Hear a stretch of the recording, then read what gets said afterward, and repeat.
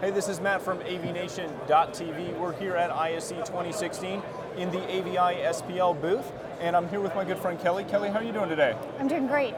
Excellent. Kelly, we're over here looking at your new Collaboration Spaces app. Can you explain to me what this is for and how your clients can use it? Great. It is an application that is both customer-facing and internal-facing, so that clients can visualize what goes into a space when they want to make it collaboration capable. Okay. So we've set 3 different spaces as kind of our starting platform. We have a huddle space, a meeting room space, and a lobby space. Okay. All places where you may want to be sharing digital content with an audience. Then, after we look at, say, they're like, I want to understand what goes into a meeting space to make it a more collaborative environment, we can touch the space, and then we provide a use case. Okay. So what are you trying to accomplish in this space? You could search for the type of space you need based on what you're trying to accomplish, or based on size. Okay. And so in here, we can kind of scroll down and say, well, these are the typical features of a space of this size. It will typically hold 6 to 8 people. And then you can look at the different technology in the space and understand what it's for. So in this case, we could talk about the benefits of dual screen display and wireless content sharing, or we could take the wireless content sharing out. So we talk with a client, or a client could use this on their own, and based on what functions they want in the room, the type of collaboration they want to enable, they would know what needs to go into that space. The evolution of this app is what we're calling the Easy app. Okay. And that will be something that clients and our team can use in tandem to define exactly the ideal space for the client and the list of materials or technology that would go into that space. So as they're sitting and it's saying, well, you have 2 choices for microphones. You can embed them in the table, or you can hang them from the ceiling. Right. Here's the pros and cons of doing each.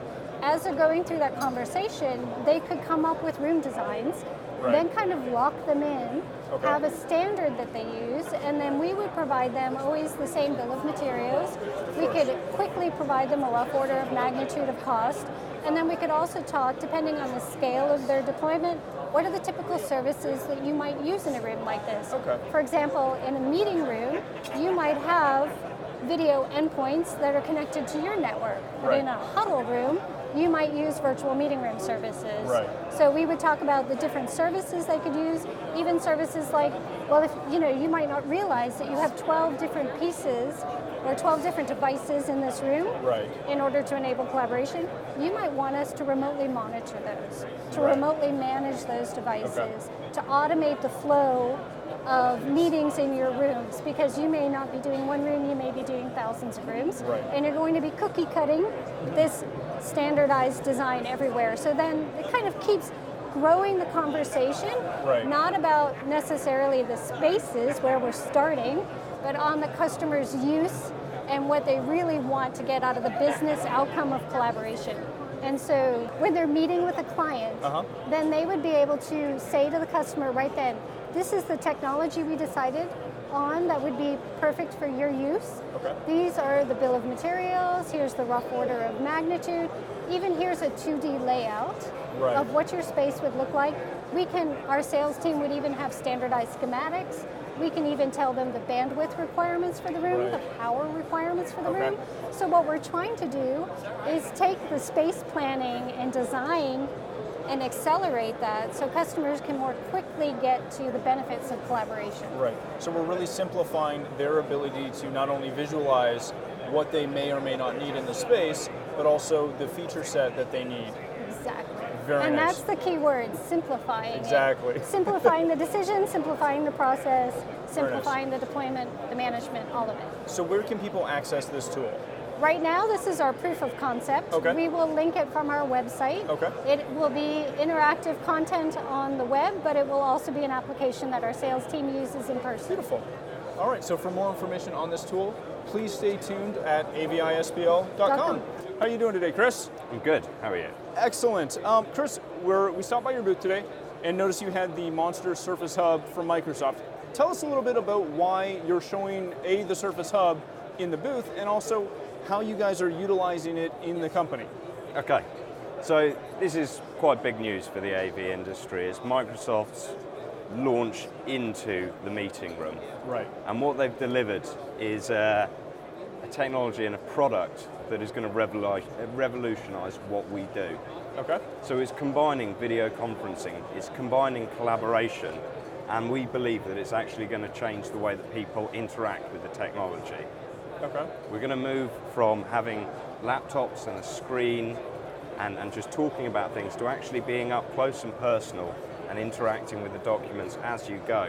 Right. And rather than at the end of it taking a picture of it and being done with it, you can save all of that work and continue to work with it. So it's a real fundamental shift from what we've done traditionally. It's moving beyond just a display, correct? Absolutely. Becoming actually a device in the space. Yes. So how does AVI-SPL, how do you sell that to your client? Well, there's a lot of clients that are already using Skype. There are a lot of clients who are already using Microsoft Office and that have been looking for a way to collaborate on these documents. And what this product is doing is allowing them a way of natively integrating with all of those apps directly within the meeting space. And also with the cameras and the microphones and the speakers and the Skype for Business capabilities of it, you're able to bring in remote participants to join in that collaboration session. Now, when you bring in those remote participants, are they able to collaborate fully, or are they just part of the ecosystem? No, they can collaborate fully. Okay. So when you set up the call, you will share your content, and they are able to annotate from the far end and bring it all together. Excellent. So are you seeing the dominance of this, in theory, going into every space? Not every space, but certainly a lot of spaces. Any area where people are wanting to truly collaborate.